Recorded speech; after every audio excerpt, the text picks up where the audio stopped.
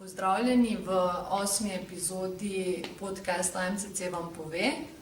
Danes je naš gost Miha Firšt. Pozdravljen, Miha.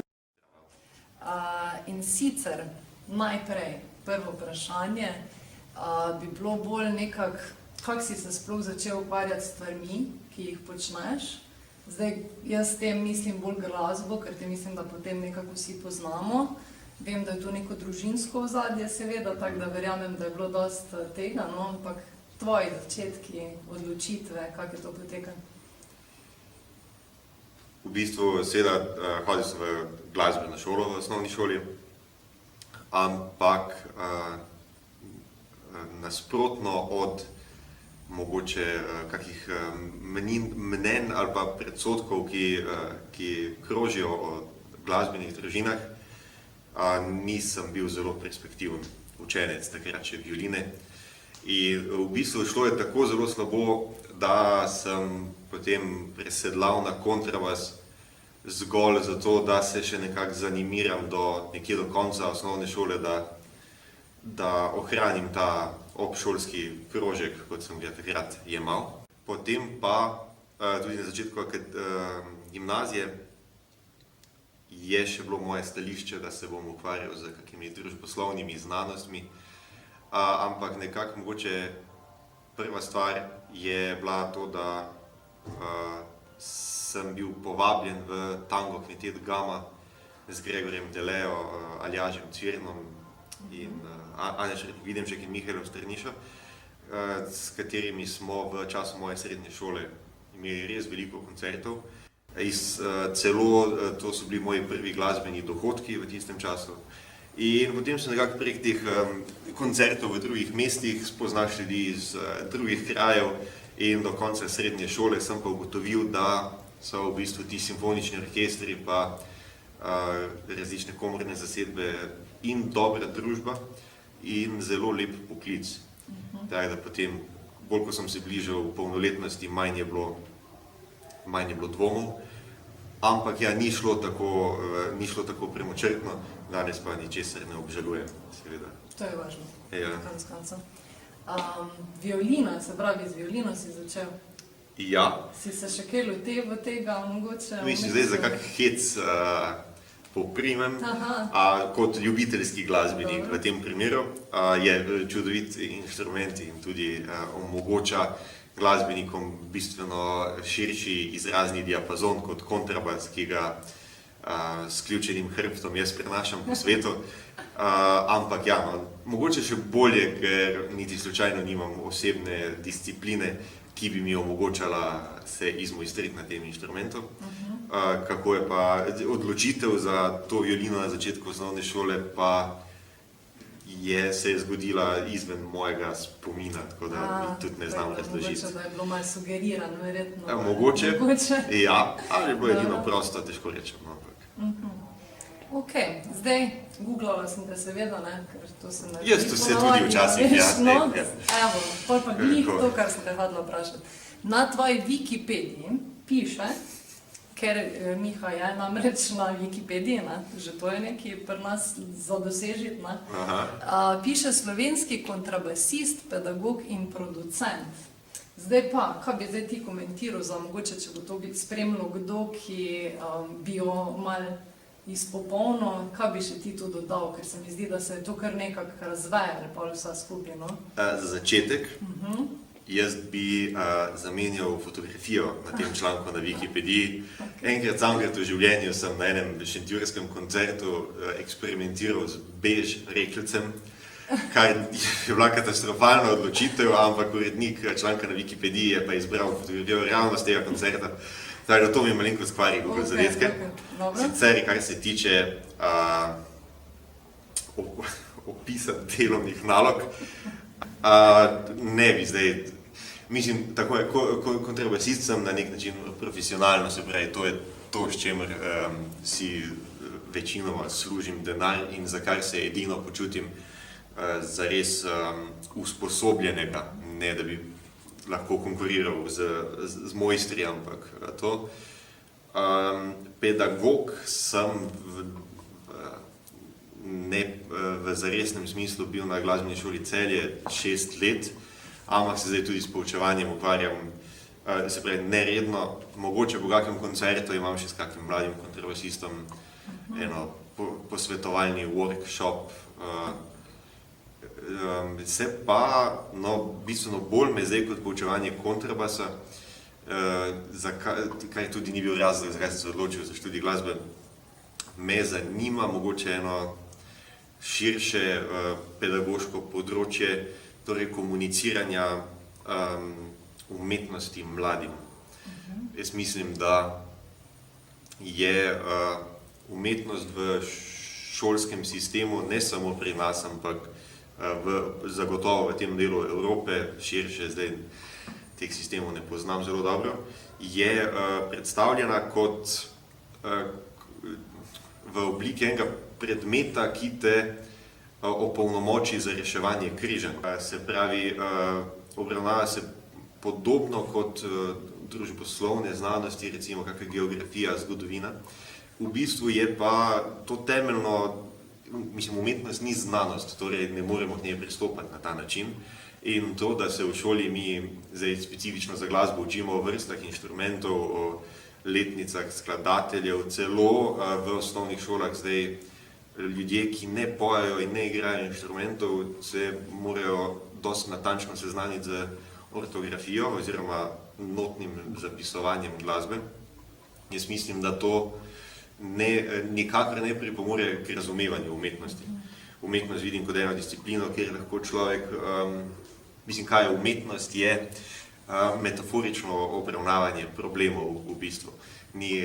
Umetnost ničesar ne sporoča, ničesar nas ne uči faktično in če to pričakujemo od nje, dobimo pač cele generacije ljudi, ki so bodisi nad umetnostjo razočarani ali pa nimajo nekakršnega interesa se z njo srečevati v življenju. In seveda, kaj je prava umetnost, je nekaj, kar še nobenemu filozofu ni uspelo na tisočih straneh razdelati, ampak vendar ne vemo, kaj je zabavnjaštvo in kaj je umetnost. Jaz mislim, da je to common sense stvar. Jaz govorim seveda o tej umetnosti, kjer ne zabava ona nas, ampak moramo mi vložiti eno mentalno energijo v razgradnjo materijala. Jaz mislim, da je ta umetnost bistvena sestavina kakovostnega bivanja ali karkoli. In zahteva pa, da pridemo od tega spoznanja en drugačen pristop, kot je ta v šoli. In te pristope zdaj raziskujem, bodisi z enimi predavanji na šolah, kjer poskušam tako skozi eno svojo perspektivo pokazati, kaj to je. Sicer ta predavanja sem začel izvajati z mislimi, da me dijaki vidijo kot mladega.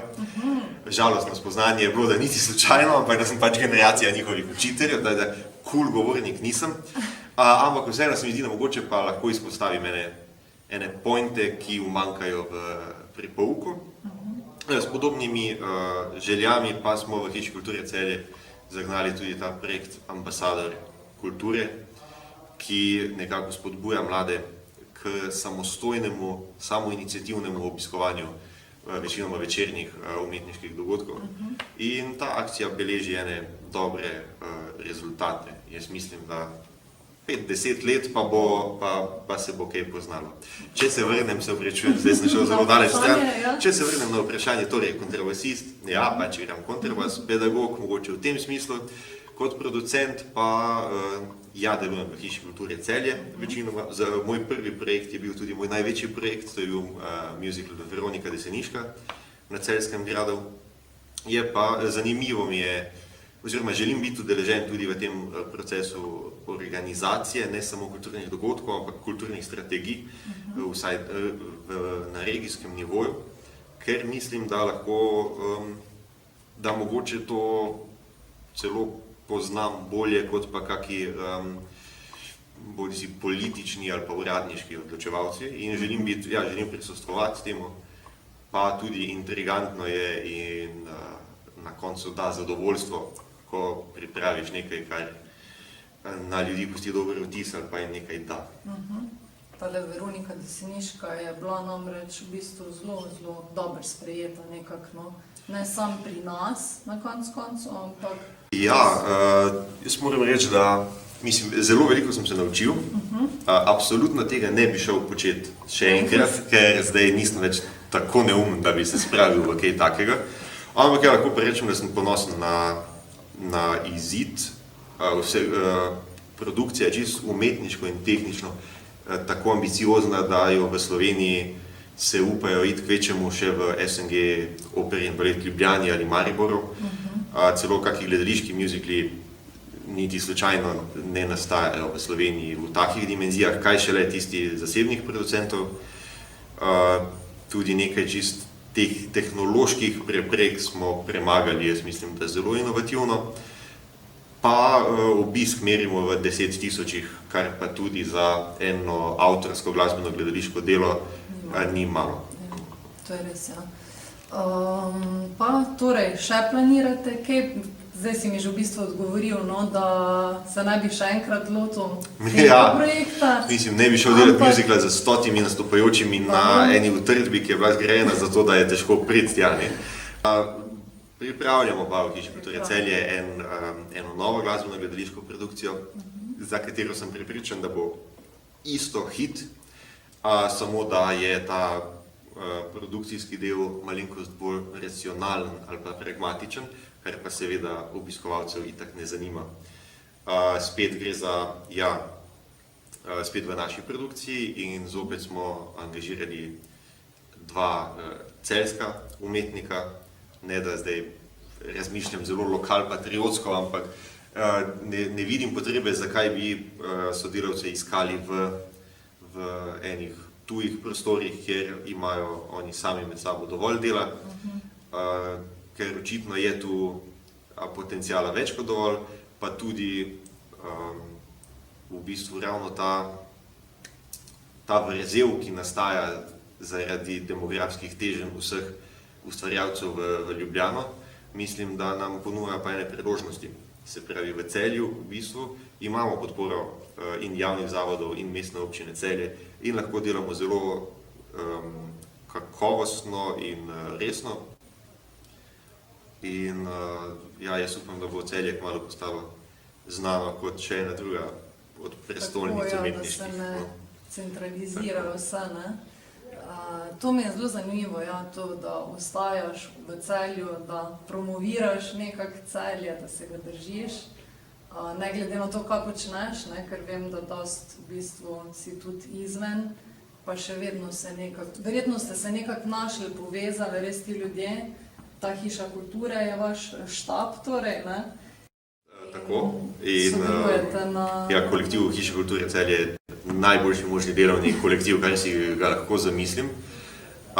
Je pa ta odločitev za življenje v Celju pa seveda ni v prvi vrsti profesionalna, oziroma nikakor ne bi mogla biti profesionalna odločitev to, ampak čeprav imam zelo zanimivo in izpolnjujoče delo, je pa ključna stvar v življenju, se mi zdi, socialni krog, oziroma v prvi vrsti partnerka in prijatelji, in to rabiš v življenju. Se pravi, mesece sem jaz preživel v Salzburgu, kjer sem igral v Filharmoniji, ampak ob tem, da se to za silo sliši fancy v mojem CV-ju, pa poznavalcem se sploh ne zdi fancy, pa da je plača sicer višja, ampak v končni fazi tudi ko silo stane več, pa umanjka privatno življenje, ki ga pa rabiš.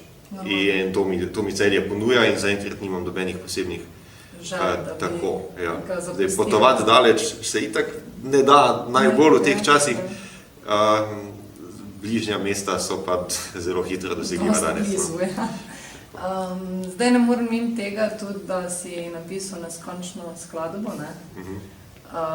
Pa me zanima, zakaj se tega ni spomnil že nekdo pred tabo, to mi je bilo prvo vprašanje, ki se mi je porajalo. Ja, to lahko rečemo za vsake preproste ideje. Pozabi se na take stvari pa, ne, ampak ja, torej, to je preprosta ideja po tvojem. To je ekstremno preprosto, to je skoraj da vic, samo da je res. Razloži za nas lajke, v bistvu, kaj to pomeni zdaj ta neskončna skladba? neskončna skladba pomeni to, da traja neskončno, da je nikoli ne zmanjka, brez da bi, in da nikoli ne zmanjka novega materiala, se pravi, ne gre za goljufanje z neskončnimi ponovitvami ali pa kaj takega. Ja, v bistvu zapisana je na A4 listu. Prvi del je en preprost računalniški algoritem v programskem jeziku Python, lahko bi bil v katerem koli, ampak tega še najbolj laično poznam. V bistvu pred razvojem računalniških jezikov se ni dalo absolutno zapisati nekega navodila, ker ga pred obstojem računalnikov ni bilo nikogar, ki bi ta navodila lahko izvajal. In v bistvu ta algoritem deluje v zanki in določa vsako naslednjo noto, ki jo pa razbere iz vrste decimalk števila pi. To bi seveda lahko bile tudi decimalke korena iz 2 ali pa kateregakoli neskončnega števila. Slučajno sem se odločil za pi, ker je majno romantiko, no, in se tudi sicer zelo pogosto uporablja. In ja, torej ta računalniški algoritem samo izpisuje nove note, te nastanejo iz številk teh decimalk in ene tabele, kjer ima vsaka številka določa višino, dolžino, harmonijo not, ki prihajajo. In to je to, no, pač.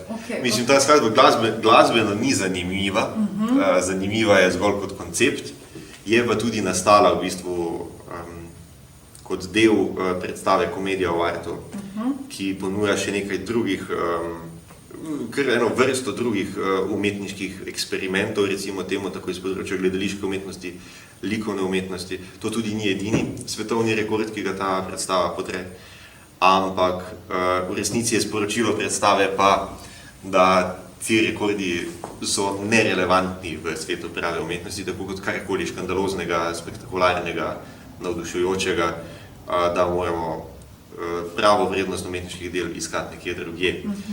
In tako lahko temo te skladbe odpravim tudi v tem pogovoru. Je res, ni pa zares pomembno. Moje naslednje vprašanje, Komedija v artu. Torej, kaj je bistvo, da to si tudi v bistvu ti nekako zasnoval vse skupaj, to nisem zdaj... To je moj tekst, Je čist tvoj, okej. Videla sem, da je nekih zelo zanimivih anekdot noter, da je nekdo neko sponko na modrcu, to mi je najbolj ostalo odkril, pa take zadeve, tako zelo... Ja, zdaj, začetek, sram me je, ker prispevam s to predstavo k negativnemu trendu v svetu gledališča, kjer pa je izumira poklic dramatikov. Torej, ja, vsi si zdaj kar sami sebi pišejo tekste in en tak sem tudi jaz. Ampak ja, v resnici ne gre za predstavo, kjer bi jaz glumil, ker to ne znam in po nekaj neuspešnih poskusih se zdaj tega pač ne lotevam. Torej, zasnova predstave je eno stališče, ki ga dam jaz kot performer, ne kot jaz osebno, se pa slučajno strinjava, da v bistvu malo se navezuje že na tisto, kar sem prej rekel, torej, da za vstop v svet umetnosti ne rabiš najprej vsega vedeti, ampak mora biti nekaj, kar te navleče, oziroma nekaj, kar spodbudi zanimanje in potem prebudi radovednost v človeku. In ta predstava se odloči, da bo poskusila vsakemu gledalcu, za vsakega gledalca najti eno tako stvar. In v bistvu začne v veliki meri temelji na enih fun factih, torej ne na neko zgodovinsko ali pa teoretično predavanje, ampak ni za samo, ne vem, en del, ko enem delu navajam, najdaljša knjiga, najdaljša pesnitev, najdaljša beseda, najdaljši stavek in tako, poved in tako naprej. Potem pa kakšni drobci iz življenja umetnikov, pa manj znane značilnosti kakih slogov ali pa mogoče nepričakovani vzroki za razvoj novih stilov. Ja, omenim, da je Mark Twain lastnik patenta za sponko na ženskem modrcu. V bistvu lahko bi rekel, da je v veliki meri je to ena stand-up manira, se pravi, zelo veliko je enih faktov, ki jih potem dopolnim s punchlinom ali kaj takega. Se pa razvije tudi v nekaj eksperimentov, ki v realnem času potekajo na odru, bodi se tiče časovnih kontekstov, prostorskih kontekstov, potem preizprašujem, od kje prihaja vrednost likovnih umetniških del, pa spet ta večna debata, kje se začne prava umetnost in konča trivialna. In ja, to bi bil nekako, to je zasnova predstave, vmes je špasna, pa takšna in drugačna, zaključi, kot to danes v gledališču pač mora biti pridigarsko in moralistično, ampak jaz mislim, da je zabavna, torej da dobro komunicira z občinstvom, upam pa, da ni tudi banalna, torej da ima eno ne samo informativno, ampak tudi umetniško vrednost, ker na vse zadnje pa ima ta performance vse neke prvine gledališke predstave in zelo sem tudi zadovoljen z dobrim odzivom občinstva, z večjim številom in povabil oziroma interesa za gostovanja. Mislim, da bo še nekaj časa trajala in mogoče celo doseže tudi ta izobraževalni moment, čeprav seveda od umetniškega dela, kar ta predstava na nek način je, ne moremo pričakovati, da karkoli doseže. Dobro, se pravi, kaj pa želje za naprej, projekti za naprej, verjetno imaš dosti tega odprtega, tvoja igralska kariera, ki je očitno nekako v sponu tudi, oziroma se pojavljaš nekako, to, kam se boš dal v bistvu, no? Kot glasbenik, instrumentalist, sem poustvarjalec po definiciji, kar človeka, ki ima, ne vem, ali je to ustvarjalni vrelec ali pa hudo nagnjenje egocentričnosti, sem zelo omejen, ker v najboljšem primeru se lahko sam odločam o interpretaciji zapisanih del, če sem solist, sicer pa mi še to interpretacijo narekuje umetniški vodja ali dirigent. In zato v gledališču najdem, seveda lahko bi skladal, ampak ne znam, v gledališču pa je to, gledališče je en prostor, ki omogoča več realizacije lastnih idej, več mogoče prostora za eksperimentiranje, oziroma itak danes je za razliko od klasične glasbe je večina umetniških prvin zdaj že interdisciplinarna, oziroma mislim, da smo celo v času postdisciplinarne umetnosti.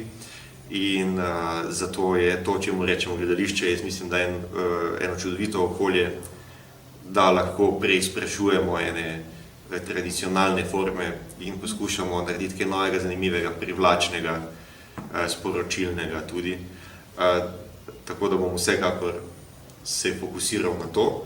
Sicer pa, ja, ob tem pa normalno koncertiram. Vedno zdaj je nad mano sicer en oblak, ki lahko te koncerte nemudoma odpove. Tu se predvsem v Hiši kulture, kjer imam še naprej v neskončnost namen biti aktiven.